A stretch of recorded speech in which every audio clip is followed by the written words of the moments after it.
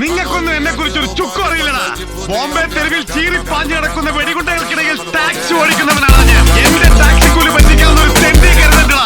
തല്ലേ ഈ ധാരാവി കേട്ടിട്ടുണ്ടോ?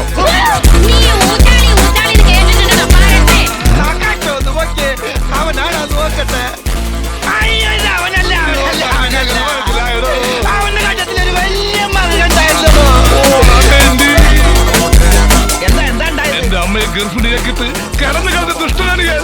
അച്ഛനാണ് അച്ഛൻ. സാർ, ഇവരൊക്കെ എന്റെ ആൾക്കാരാണ്. നീ ഏതാടാ നായേ?